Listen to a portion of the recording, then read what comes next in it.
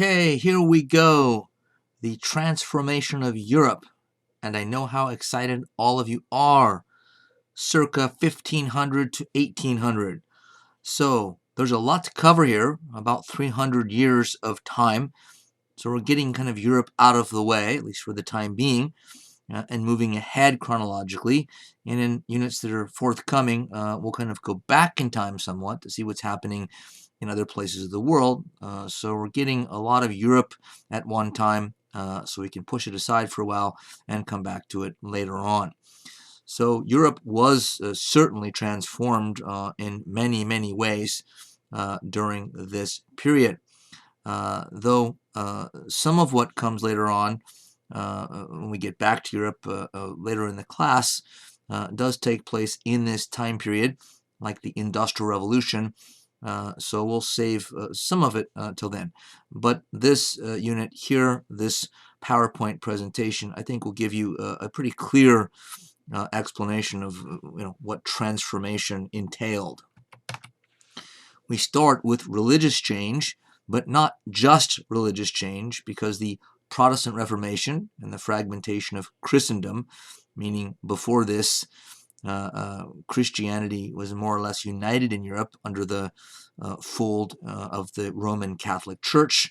But from this point forward, Christendom basically collapses because Christendom means, in a sense, united Christianity.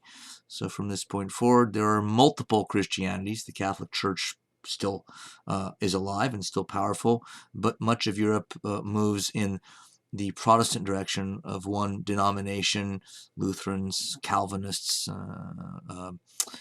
Reformed, Congregationalists, Puritans, Anglicans, etc. But I say not just religious change, because the Protestant Reformation was such an earth-shaking event that it changed life overall. This happens a great deal in world history, or has happened, where religious changes end up being so consequential that they spill over into causing changes in the economy, politics, culture, etc. And that's certainly true here. So we want to know, at least I want to know, what was modern about the Reformation. And that certainly depends on what you mean by modern. It's a very elusive word to use in this sense, but I'm not going to sort of get into the details of that. Suffice it to say, by modern, we mean, in a very general sense, what about the Reformation was pushing in the direction of what we think of as modern today. So we could slice and dice that, but we won't. Looking or quoting from a book, a textbook from a Western civilization class that I sometimes use, Professor Perry, I think he sums some of this up pretty well. He talks about a careful analysis showing decisively modern elements in Reformation thought, the theology and thinking of the major leaders, writers, church figures of the Reformation, as well as anti-authoritarian tendencies in its political history. So here's where it spills over already beyond the realm of religion itself, this time into politics. The Reformation's challenge to the Catholic Church was a challenge to authority. The Catholic Church had great authority, unchallengeable authority for centuries, and it was seen as unchallengeable.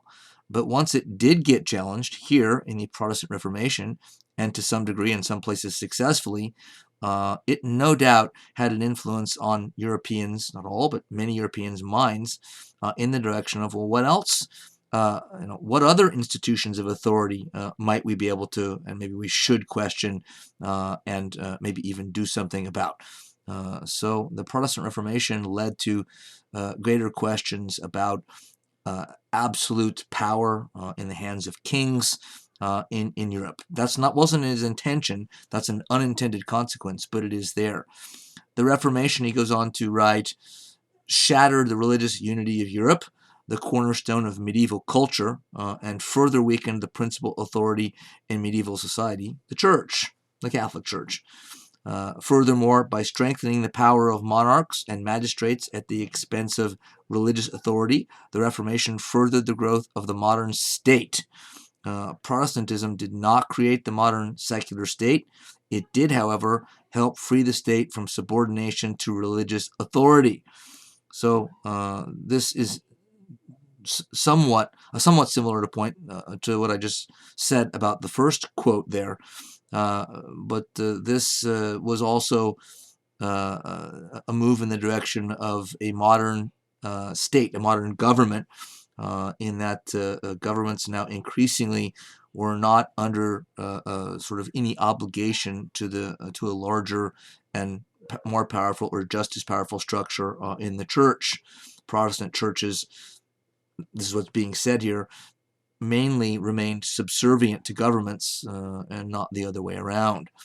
Indirectly, Protestantism contributed to the growth of political liberty, another ideal in the modern West, the Western world, meaning Europe and later the Americas. Tendencies in the Reformation provided a basis for challenging monarchical authority. During the religious wars, which we'll get to, both Protestant and Catholic theorists supported resistance to monarchs whose edicts, meaning laws just claimed by a king, defied God's law. And finally, Perry writes, the Reformation contributed to the creation of an individualistic ethic. Protestants sought an unmediated relationship with God and interpreted the Bible for themselves, which developed inner confidence and assertiveness. This religious individualism was the counterpart of the intellectual individualism of the Renaissance humanists, which we'll also get to somewhat later on. So the individualistic ethic, the idea of individual liberty in the Western world, which has been a strong part of the value system, was partially, as is being said here, brought about by the Protestant Reformation's challenge to the traditional Catholic authority. Another unintended consequence and spillover effect of the Reformation. The first Protestant, one could say, Martin Luther. The Reformation is usually seen to have been kicked off by Martin Luther himself, a Catholic monk with a PhD in theology and Bible study. Luther famously was forced or was supposed to recant his criticism in writing of the Catholic Church, criticisms before the Holy Roman Emperor Charles V. But everyone in the room, including the emperor, was shocked when on the second day that he was supposed to recant, after the case sort of led against him, everyone expected him to show up the next day and recant, and he said, I will not. Here I stand, basically saying, I'll take whatever's coming to me, but I'm not going to go back on what I believe to be true. He managed to get out of that diet or that conclave without punishment. He escaped, basically. So this guy was a Catholic monk or priest, professor of theology, PhD in theology. He apparently went through his own personal spiritual crisis, which resulted in the end in the fundamental principle, I should say, of the Protestant Reformation or Protestant thinking. He had increasing and major problems with Catholic doctrine and practice. So he was part of the Catholic Church. He was teaching, at a Catholic school, but he increasingly had issues. But what I'm saying here is that if the evidence we have is accurate, it appears that his own spiritual crisis is what led him to sort of think through the Bible again and again, read passages again and again, to get himself out of his spiritual crisis, find a way out through the Bible. And what he found, he believed, was applicable to others as well. And so this became the fundamental idea, as we'll see, behind the Protestant Reformation. So by spiritual crisis, at least in part, Luther, and this part we know is true, he went through kind of a psychological crisis, maybe depression, anxiety, over whether or not he was going to be able to get into heaven. Looking at the God of the Old Testament, the first of the two books of the Christian Bible, also that's the Jewish Bible as well. He believed that there's no way he could live up to God's expectations, being a wicked sinner, as he believed all humans were, and so he despaired that he would never get into heaven. And it's this part of his crisis, and it might have had other facets to them, his period of depression, that caused him to feverishly rethink Christian doctrine, go through the Bible. He was already an expert on it, or was becoming an expert on it, partially through this. And it's his principle of justification by faith alone that became the main tenet of Protestantism that I've been alluding to here. So it's on the screen. This meant that, and he kind of must have breathed a sigh of relief himself once he came to this and came to believe it, and then make it a principle for all Christians potentially to live by, and that is that it doesn't matter what you do, whether you commit sins or don't, and can live up to God's demands, the 10 commandments and whatever else. It matters what you believe. So even if you do commit acts of sin, if you know in your heart are certain that you believe in Jesus Christ as Lord and Savior, and you believe, then you're justified, or basically guaranteed salvation, entrance into heaven, by just your faith alone. The Catholic Church had and does believe that good works can take you from being not qualified to get into heaven to qualified to get into heaven. So that if you do good things and atone for your sins by doing good things in the community and changing your life through your actions, that you can go from not getting into heaven to getting in.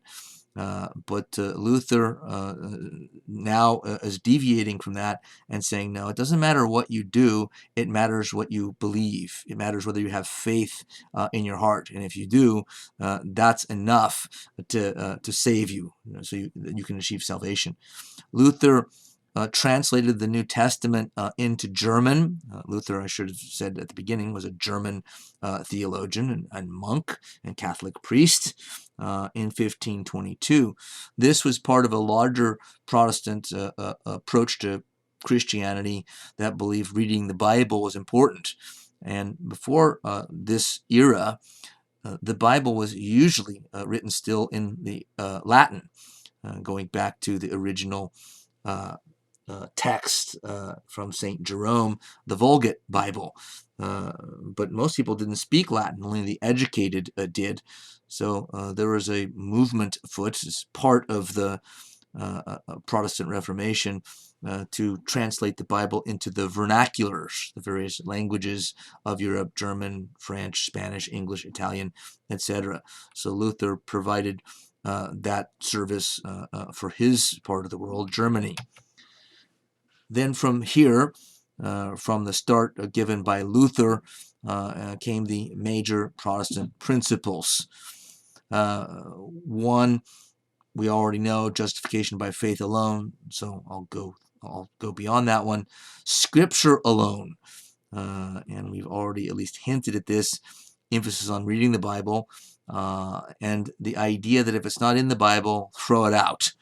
So the Protestants, starting with Luther, but continuing on with John Calvin and Huldrych Zwingli and many others, believed that from the original teachings of Jesus through the early church fathers in the Catholic Church up until the present, which was about the early 1500s here. It's 1517 that's usually seen as the kickoff date for the Protestant Reformation, when the aforementioned Luther supposedly nailed, or what was titled, his 95 Theses to the church door where he lived in Wittenberg, Germany, which was an attack on, among other things, and primarily at that point, an attack on the selling of indulgences, which I won't get into here, but if you look it up, you could see why people would have questioned the selling of indulgences. It was seen by Luther and a growing number of Christians as scandalous and corrupt. Indulgences, that is. So what's being said under number 2, Scripture alone, or sola scriptura, is in Latin, is the idea that over the years Christianity has taken on a lot of policies and theological beliefs and practices that aren't in the Bible. That St. Augustine, St. Jerome, many of the church fathers whose writings influenced the church, bishops and popes who influenced the church and influenced policy and doctrine, influenced it in a way in the Protestant leaders like Luther and beyond's estimation as not acceptable because it wasn't in the Bible. So they want to get back to the Bible, emphasize reading the Bible, and to jettison anything in Christianity that's not backed by biblical, words, by the text of the Bible itself. 3, there is much concern in Protestant ranks of too much hierarchy in church. The Catholic Church was certainly hierarchical. Everything came from the Pope on down. It wasn't a democracy by any stretch. And the Protestants here, starting again with Luther, but all the others as well, believe that too much power at the top led to corruption. And sort of based on the idea, the famous phrase of Lord Acton, a historian much later on in history, who said, absolute power corrupts. Power corrupts, and absolute power corrupts absolutely. And so they were basically of this viewpoint that if you have too much power at the top, it almost naturally leads to corruption. And they believed the Catholic Church at the top, the Pope, the bishops, the cardinals, archbishops, were increasingly corrupt. And there is some truth to this, but not everybody believed it. Keep in mind, throughout the Protestant Reformation, coming out the other side of it, about half of Europe remained Catholic. So it's still a huge chunk for half of Europe to break away from permanently from Catholicism is a gigantic, earthquake. But Europe then was divided afterwards about 50-50. 4 came suspicion of hierarchical power. Hierarchy leads to corruption, and this leads them to be suspicious of too much power at the top. And not surprisingly, Protestant churches, like the Lutheran Church, named after Martin Luther here, but others that developed, the Presbyterians, tried to create systems whereby the institutional structure of the church didn't put so much power in one person's hands. The decisions were made in a more sort of spread out way, and at least moving in a democratic direction, which surely had an emphasis on that spillover type of emphasis we talked about moments ago into the political sphere as well, meaning these developments had something to do with political developments moving gradually in Europe, slowly, in a democratic direction. They also believed in simplification of church services, which sounds like a minor point, but this was taken very seriously. They believed, the Protestants, that the Catholic Church, its services were too ornate, too many pictures on the walls, too many things that distract you from the Bible and the straight-up Word of God. You can see that in churches today. If you go to a Catholic church, they're very ornate and decorations and things to look at, statues and paintings and incense to smell, and Protestant churches, to one degree or another, are much more sparse, much more spare, much more simple by design. There are some other principles that we could get into, but we'll leave it at this. This gives us a pretty good, I think, general picture of how Protestantism was different than Catholic Christianity. John Calvin, the second most important, possibly the most important theologian, thinker, leader in the early years of Protestantism. Calvin was a Frenchman who made most of his career across the border in Geneva, Switzerland, which is basically just across the French border, but technically he spent most of his career working for the authorities in Geneva. The creator of what one scholar has said, and I don't think he's exaggerating, a worldview, a way of looking at the world, that took the world by storm.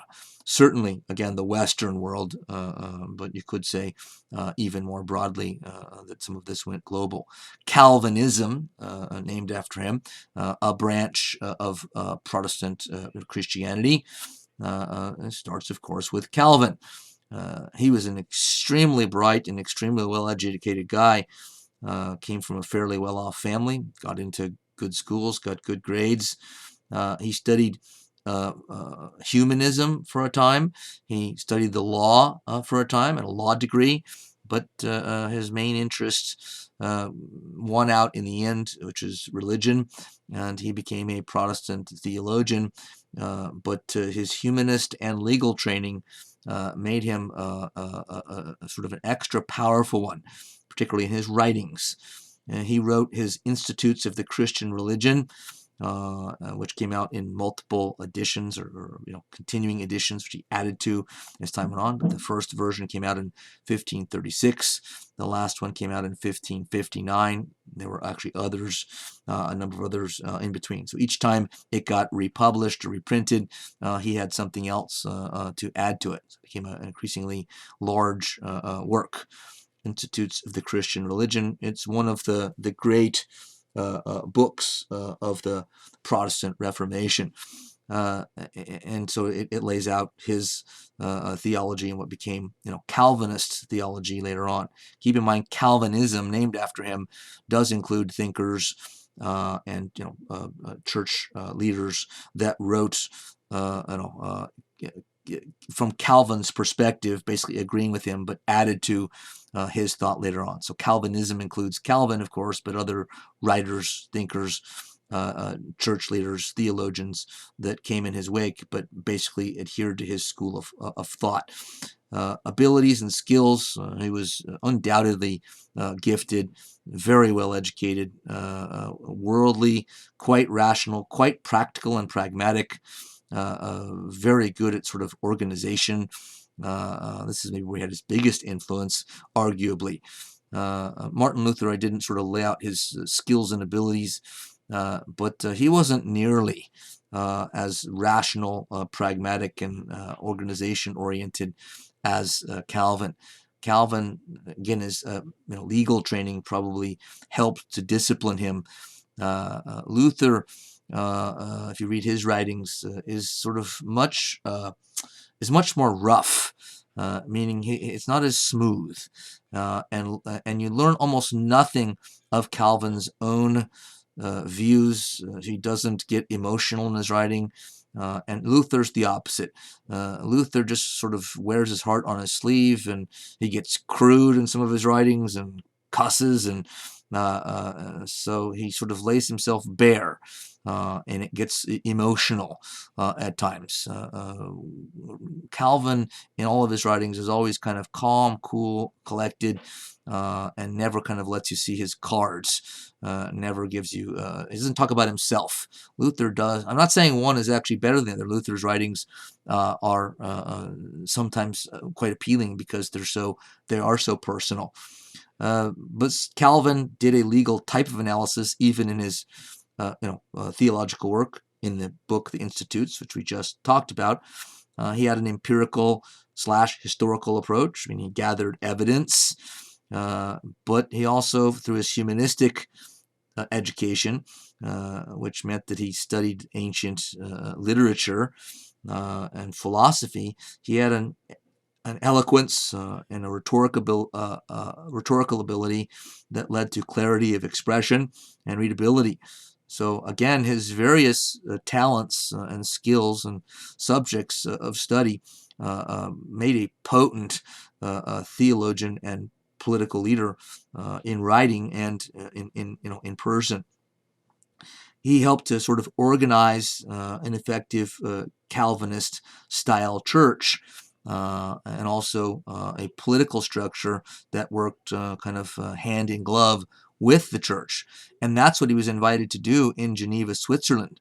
The leaders of that city who were influenced by Calvinism and this sort of new type of Christianity, this new branch of Protestantism that came after Luther and Lutheranism, they were so interested in pursuing this type of religious belief system that they changed their whole religious and political structure and brought in the original thinker on this, John Calvin, to live and work there permanently to help set up this structure. And he did so extremely well. So part of what, and as I said a moment ago, what he might have done sort of best and most influentially is sort of set up an organizational structure in the church that made for effective, effective worship and effective church power and the basic effective, efficient running, of a church. Predestination is the central tenet theologically of Calvin's writing and work. And predestination meant, to keep it simple, and we could quibble with this a little bit because I'm generalizing, but and some people have heard of this. If you haven't, it'll sound strange to most of you. But predestination meant that it's a belief that God already knows who's going to get into heaven and hell. Since God is all powerful and all knowing, he knows the future as well. So if you start from there, then you could then say also that God already knows, or God will, if you're getting into heaven or hell from the moment you're born. It's already set in stone. And so nothing you can do will change that, because it's already going to happen or not going to happen. So in a sense, God already knows when he doesn't tell you, and that's part of the trick. You don't get to know. What you can do in your life is try to figure out, well, was I born destined to get into heaven or destined to go to hell? And you can kind of figure that out yourself through your own analysis of your own actions in your life. And so it ended up in some ways being a rather difficult and very anxiety-producing, for sure, way of trying to keep you on the straight and narrow religious, moral, ethical path, because you'd always have to worry about, what I just did, this weekend, partied too much or whatever, might be a sign that I wasn't, from birth, destined to go to heaven. Maybe it was the opposite. So you'd want to arrange your life in a way that you could sort of look back at every step of the way and say, I know I can't know for sure, but I'm pretty sure that I must have been born, destined to get to heaven. Otherwise, how do you explain I've lived such a good Christian, moral, ethical life?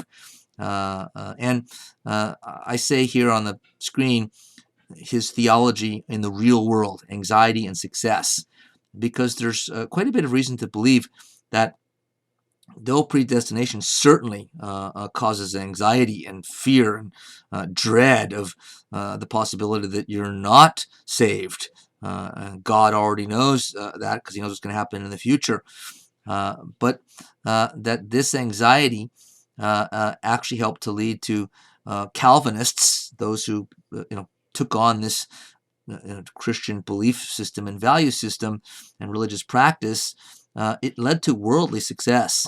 the Calvinists all over the place. A good example are the Puritans in the New World, in U.S. history. The Puritans, Pilgrims, they were basically the English version of Calvinists, and they were known for their worldly success. That they worked hard and made money and became successful in business and politics and science, etc. And were highly educated, valued education very highly.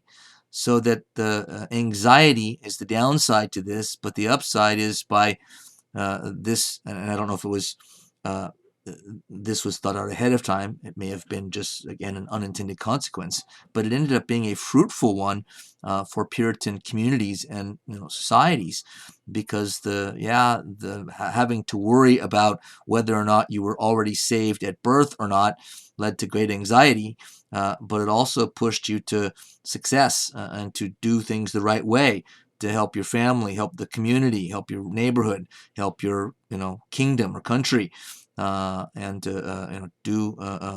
improve, so you can again look back and see a long line, a consistent line of activity in the world, working hard in the world, etc. The Calvinists believe that monetary success, wealth through hard work, business or on a farm, was probably a sign that you likely were predestined to get into heaven. So Calvinism has a huge impact, actually in the end, more of an impact than Lutheranism. Luther basically started the Reformation, roughly speaking. That principle, at the core, justification by faith, is still here in all the other offshoots, including Calvinism. But Calvinism itself had offshoots, lots of splinter sort of groups in the history of Protestant Christianity. We mentioned the Puritans. The Presbyterians are another offshoot of Calvinism. And there's a number of others we could talk about. So Calvinism actually, in a sense, both religiously and in terms of its worldview, its value system, is still alive to this day. This is why the author I quoted in the title here said that he created Calvin, that is, a worldview that took the world by storm. Because a lot of this stuff is still with us. Not predestination, but the idea of hard work and all of the values that go along with it, that fit perfectly, for instance, with capitalism. Calvin then, from Geneva, he used Geneva and other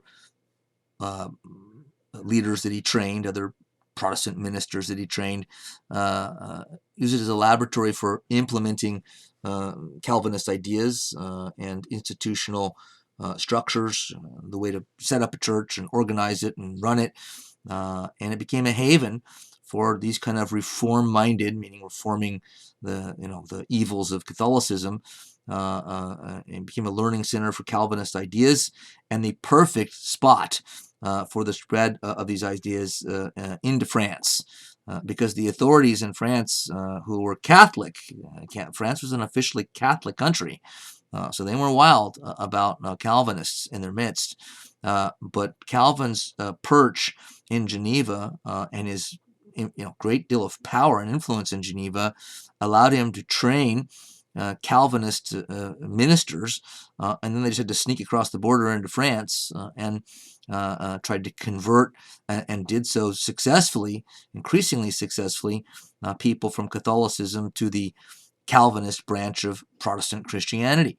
If you look at a map, I have one here, of where the Calvinists were most influential in doing this, it's sort of a ring around the outside edges of France, right? So they're, in a sense, they're staying away from Paris, where the king and the government live, and so they're having their most influence as far away from Paris within the borders of France as possible.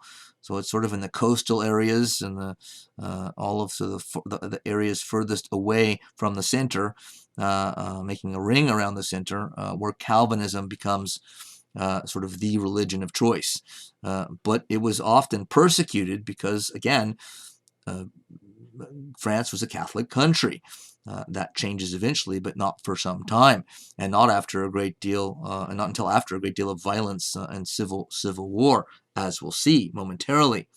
About at its height, maybe about 15% of the French were converted to Calvinism, but it was a lot of influential people, so they had more power than they had numbers.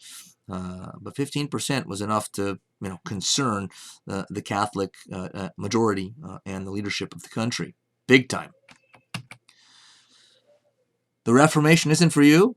How about the Counter-Reformation? I'm selling religion here. The Counter-Reformation, of course, was an attempt by the Catholic Church to get its own house in order, so to speak, to win back parishioners and to keep more from leaving the church. So this, shook the Catholic Church to its core, because to say that they'd been dominant in Europe before this, religiously, is a vast understatement. And then in a fairly short amount of time, about half of Europeans leave them and ditch the Catholic Church and say, we don't want any part of what the Pope tries to tell us to do any longer. We're not Catholics any longer. We are Protestants. A different branch of Christianity entirely, though a new one. But about half of Europe either didn't make the move, or there were some that were Protestants, became Protestants, and moved back into the Catholic fold eventually. And this is partly what the Counter-Reformation was designed to do. They knew this was a crisis because they saw the possibility we're going to lose even more. So they took measures that they thought would stem the tide and maybe reverse it. It didn't reverse it in the end, because again, about half of Europe was Protestant going forward, but it's possible that it did slow things down and stop more people from leaving. Keep in mind also that in Europe at this time, there was no religious freedom. Here and there we see certain laws put into place temporarily that led in that direction. But overall, there was an official religion, and it's the government and the king that got to decide what the official religion was. It usually stayed, the same. So the French kings, monarchs, were Catholic. And so if you live in France, you better be a Catholic, or the government may come down harshly on you, may even expel you permanently from the country. If you lived in England or the Netherlands or Sweden after the Reformation, your country was Protestant officially, and you better not be a Catholic, or you're going to be subject to the same kind of harassment, intimidation, and maybe expulsion, even death at times. So this became very contentious, and as we'll see, very violent. One part of the Counter-Reformation was the Council of Trent, which met off and on for about 15 plus years. But this is a conclave gathering of bishops and cardinals and high muckamucks in the Catholic Church to figure out what to do about the challenge of the Reformation. Professor Perry, who I've quoted already, says this was urged on by Catholic reformers. The Church finally convened a council at Trent. It tackled corrupt practices and renewed Catholic spirituality throughout the West. So they're trying to figure out what kind of things that they can do to combat the Protestant Reformation and Protestants themselves. At the top there, to put it simply, they made a strenuous effort to try to clean up corruption in the church. And the church, Catholic Church, had been seized by corruption long before. From top to bottom, priests, sometimes parish priests that said mass in a village or town, were oftentimes living debauched lives, were uneducated and sort of not living up to Christian standards themselves and their priests. But even bishops and cardinals oftentimes were living scandalous lives, and wealth and power, and holding wild parties, etc. I'm not saying all, I'm not even saying most, but it was enough to be noticeable, and was enough to lead much of Europe to question, if not leave, the Catholic Church entirely. So they did work to clean up some of those abuses. What they didn't change, however, which might have been the most crucial thing, was change doctrine, meaning their interpretation of the Bible and what it means to be a Christian and what the Bible itself is saying. Their own interpretation was not going to change. So they didn't hold up the doctrine of predestination. Catholic leaders for a long time had written about predestination. They didn't deny that it was that it was even legitimate. What they did deny was that it was as important, a centerpiece of the Christian faith as Calvin and the Calvinists did. So they basically will change things around when it comes to church practice and the way people in the church behave and their actions as much as we can. But when it comes to theology, interpretation of Scripture, we are not deviating one iota. The Protestants are wrong, we're right. So had they wanted to keep more people within the Catholic fold or bring more back from Protestant Christianity, they may have changed doctrine, but they felt, many of them, that just they don't believe it. They're not going to do something that they think is a lie. Their belief was that the Catholic way of approaching these kind of questions was the correct one, and some believed that it would be just too much of a cave-in, which might cause all kinds of other problems. Another outgrowth of the Counter-Reformation was the formation of the Society of Jesus, or the Jesuits, in 1539, with the man that was the spearhead of it, Ignatius of Loyola, you see pictured here on the right, becoming the leader, Saint Ignatius. The Jesuits, who have been controversial from the beginning, ever since. They were actually outlawed by the Pope for a time and then reinstated later on, but Jesuits are still around even to this day. But they were also a reaction to the Protestant Reformation. They undertook themselves, this is a sect within Catholicism, and at times a very powerful one, an influential one. They've always been very influential in education, and Jesuit education is often, a very, very good one, even now. But a lot of Jesuit colleges, going back to the beginnings of Ignatius and ever since. But they're trying to bolster the Catholic Church after the Reformation in their own way, kind of adding a new attractive wrinkle to the Catholic faith. Again, founded many educational institutions. In some ways, they were the shock troops of the Counter-Reformation, the ones kind of going out into communities and trying to keep people from leaving or getting them back into the Catholic faith. In many ways, they were actually similar to their opponents, the Calvinists. The Calvinists were a rather severe strain of Protestant Christianity. They were, rather very serious about the religion. Not that other Protestants weren't, but this is particularly a particularly kind of harsh version. Predestination in itself is pretty harsh. The Jesuits also were pretty harsh, not supporting predestination, but by believing you have to kind of live a more serious Christian lifestyle, to be a legitimate Christian, and certainly to again compete with the Protestants. Ignatius himself, as a good example of this, wrote a book you see in the bottom left called Spiritual Exercises, which were kind of like physical exercises to get in shape, only this was sort of mental exercises to be a better Christian.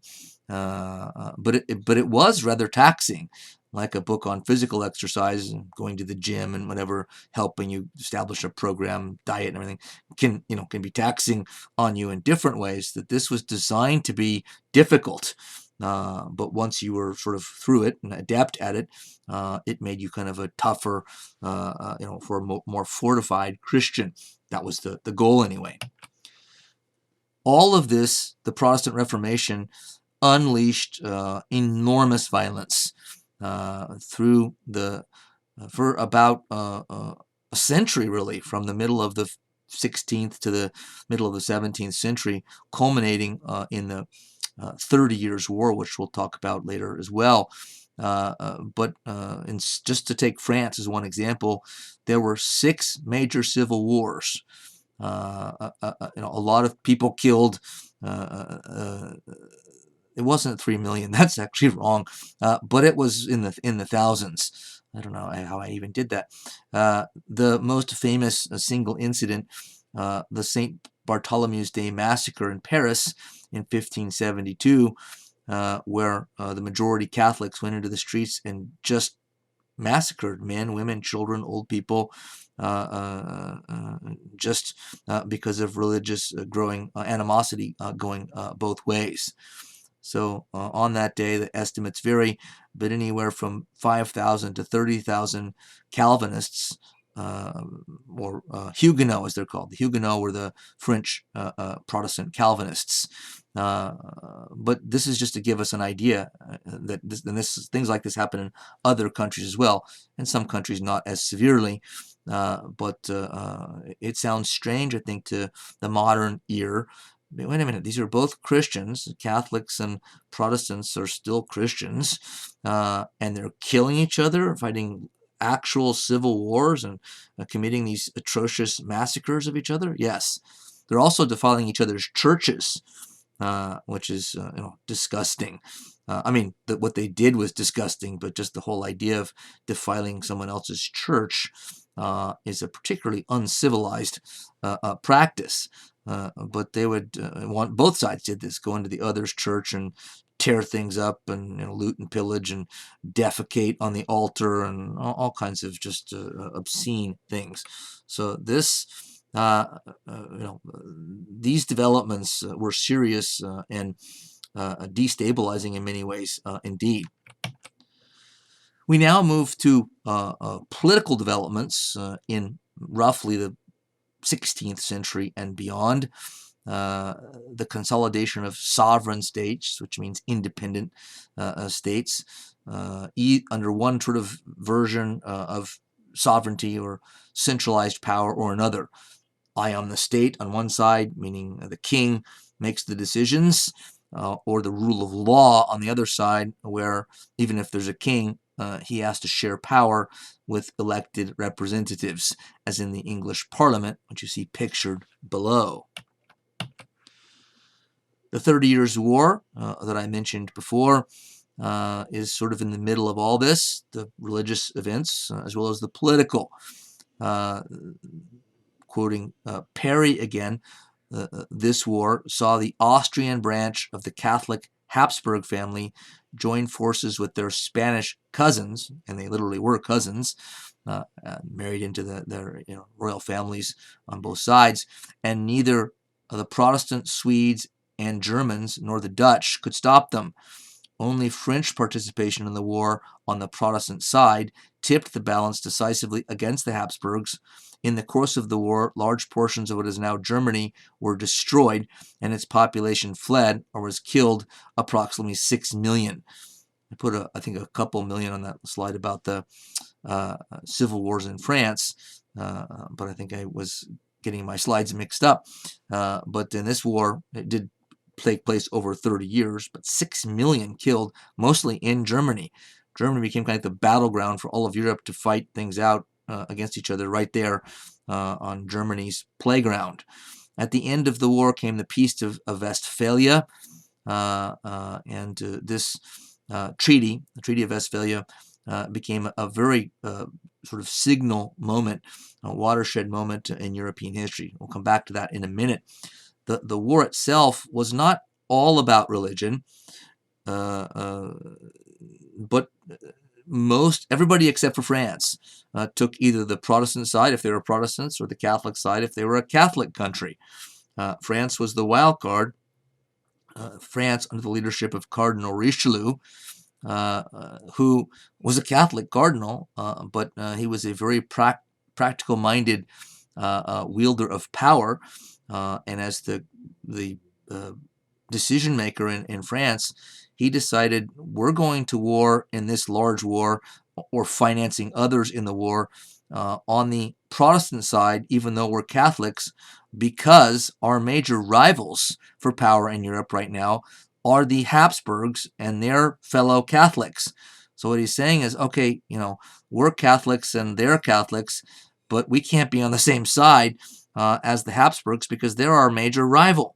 So in this instance, our political fortunes, what's best for us strategically, politically, economically, is going to have to take precedence over our religious views, and sort of saying we have to achieve solidarity with our brethren Catholics in other countries. He said no way, and this is coming from a Catholic cardinal. So he was thinking about political realities far more than he was about religious ones in this case. The Treaty of Westphalia established, basically, not officially, but what would become known as the balance of power system in Europe that worked actually effectively for a long time. It was unofficial, but the idea was that each country in Europe has the right to exist as a sovereign, independent nation, and that if one country or another, usually it's one, gets out of control and tries to build up too much power, so there's not a balance any longer, tips the balance of power, then the other countries sort of unofficially agree to bound themselves together by treaty and alliance and work to put the offending country, the one that's tipped the balance of power, trying to break out of the balance, make itself dominant, and put it back in the box by everybody else ganging up against them. And this happens many times in European history. Napoleon, Hitler, were all examples of one European country getting out of control, getting too much power, and the others sort of allying against them and putting them back in the box. Another result of Westphalia that was of great significance going forward is it established the formula, which was already being practiced, but it kind of put it into writing now and became semi-official, which meant that the other European countries are going to recognize this principle, and they're all going to recognize it, individually, and that is that whatever religion your king is, that's your religion. If your king's a Protestant, you better be a Protestant. If your king's a Catholic, you better be a Catholic. If not, you could be imprisoned, again, kicked out of the country permanently, put on trial, even put to death in some cases, depending on where you were and sort of what you've done, etc.